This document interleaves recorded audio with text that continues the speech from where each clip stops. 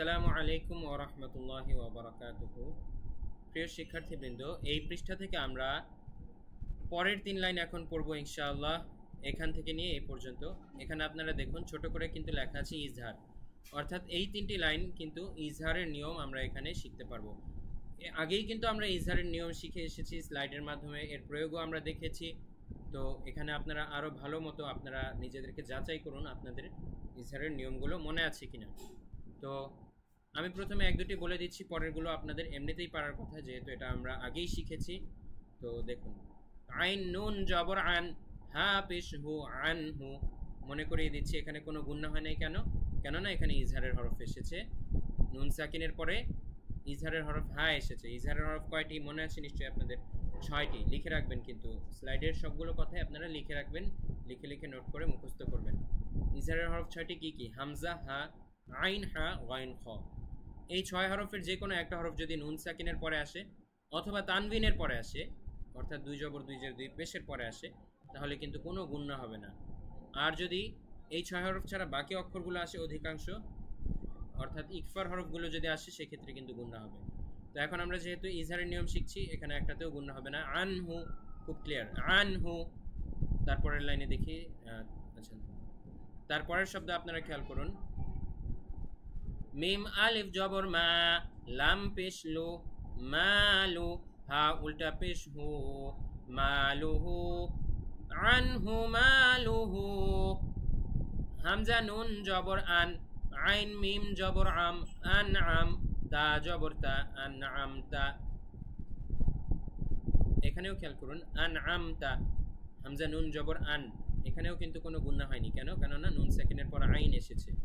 হামজা, হা, আইন, হা, গাইন, খ, সেই 6 হরফের মধ্যে থেকে আইন এসেছে ইজহারের নুন সেকেন্ডের পরে, এই জন্য কোনো গুণনা হয়নি।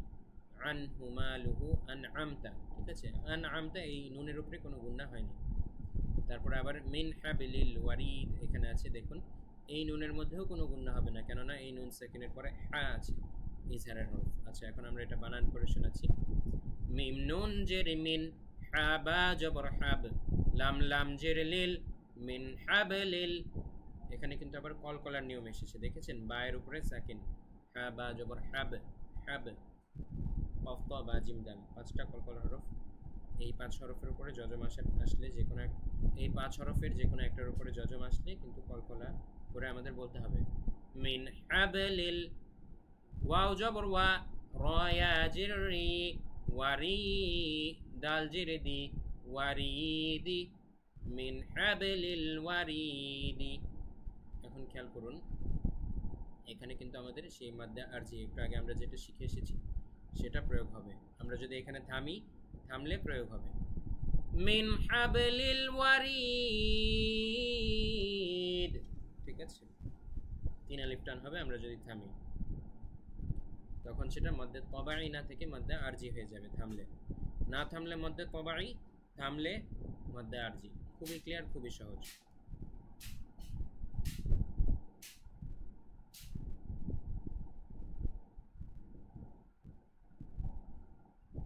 পরের বাক্যে, পরের লাইনে আমরা যাচ্ছি। এখানে খেয়াল করুন, প্রথমে আপনারা নিজে নিজে চেষ্টা করুন এই লাইনটি। আগের লাইনটা আমি পুরোটাই বলে দিয়েছি, এই লাইনে আপনারা চেষ্টা করুন, বিশেষ করে এই দুটি শব্দ। ভিডিও পজ করে উত্তরটি দিন। জি, আমি এখন বলে দিচ্ছি।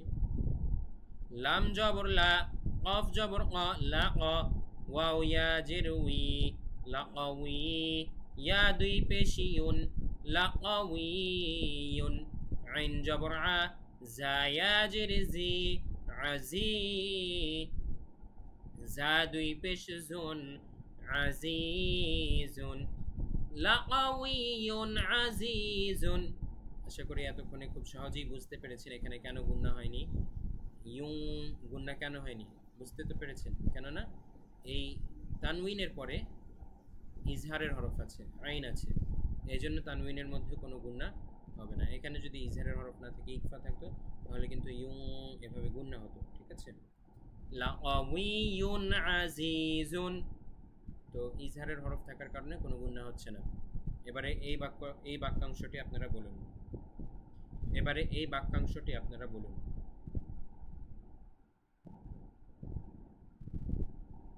আমি বলে দিচ্ছি।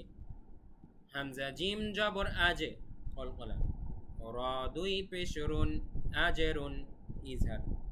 দেখুন পরে গয়ন আছে, এজন্য কোনো গুণনা হবে না। আজেরুন, গয়ন ইয়া জবর গাই, র পেশ রু, গাইরু, আজেরুন গাইরু। মিম মিম জবর মাম, নুন ওয়াও পেশ নু, মামনু, নুন দুই জের নিন। মিম মিম জবর মাম, নুন ওয়াও পেশ নু, মামনু, নুন দুই জের নিন, মামনুনিন। আজরুন গায়রু মামনুনিন। তো আমরা যদি এখন থামি, থামলে কিন্তু আবার মাদ্দে তবাই থেকে মাদ্দে আরজিতে রূপান্তরিত হয়ে যাবে, 3 আলিফ টান দিতে হবে এইভাবে। আজরুন গায়রু মামনুন। আশা করি আপনারা বুঝতে পেরেছেন। তো দেখুন প্রত্যেকটা লাইনেই কিন্তু গুরুত্বপূর্ণ অনেকগুলো তাজউইদের নিয়মের প্রয়োগ আমরা পাচ্ছি। এই বাক্যে আমরা কি কি পেলাম? ইজহারের প্রয়োগ পেলাম এই জায়গাটায়, এবং আমরা মাদ্দে তবাই যদি না থামি তবাইয়ের প্রয়োগটা এখানে পাই, আর থামলে মাদ্দে আরজির প্রয়োগ পাই এই জায়গায়। ঠিক আছে, আবার মনে করিয়ে দিচ্ছি, থামলে কিন্তু শেষ অক্ষরটা সবসময় জজম হয়ে যাবে, জজম।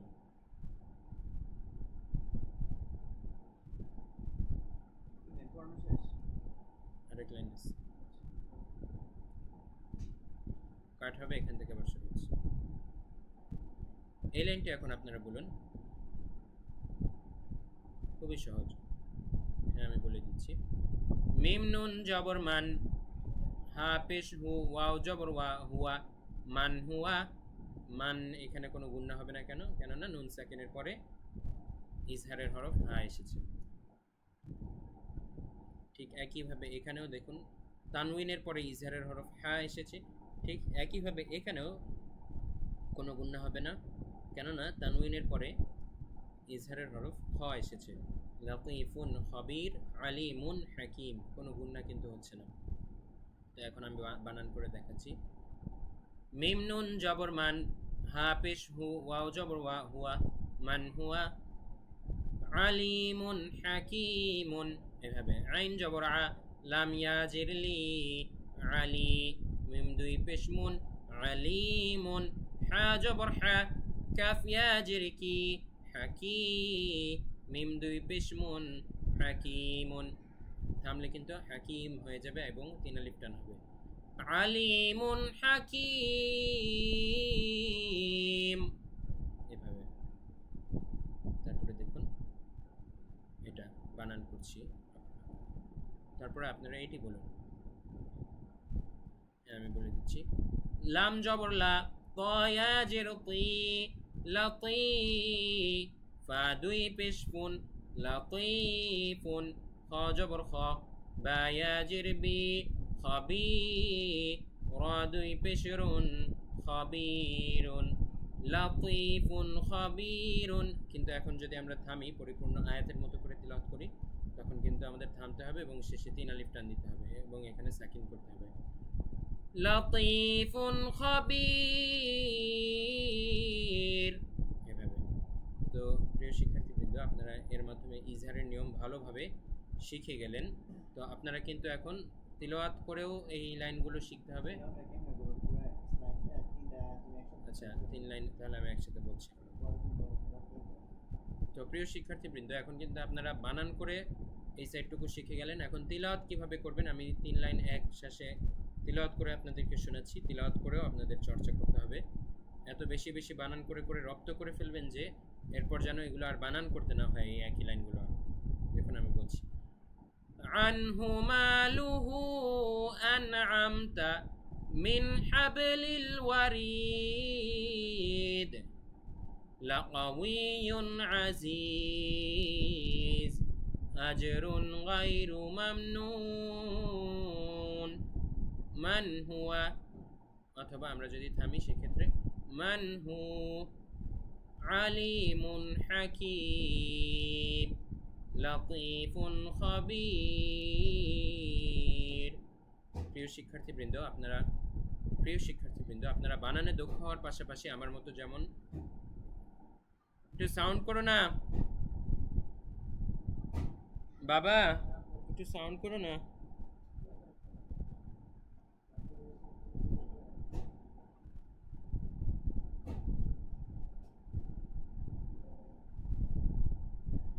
প্রিয় শিক্ষার্থীবৃন্দ, আপনারা আমার মতো বানানে দক্ষ হওয়ার পাশাপাশি যখন তিলাওয়াতেও দক্ষ হয়ে যাবেন, লাইনগুলো এরকম থ্রোলি রিড করতে পারবেন, থ্রোলি তিলাওয়াত করে যেতে পারবেন, তারপরেই কিন্তু আপনারা পরবর্তী ক্লাসের জন্য যোগ্য বিবেচিত হবেন। এবং যতক্ষণ না পারছেন ততক্ষণ পর্যন্ত চর্চা অব্যাহত রাখুন, তারপরেই সামনে আগাবেন।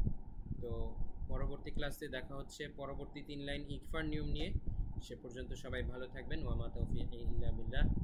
আসসালামু আলাইকুম ওয়া রাহমাতুল্লাহ।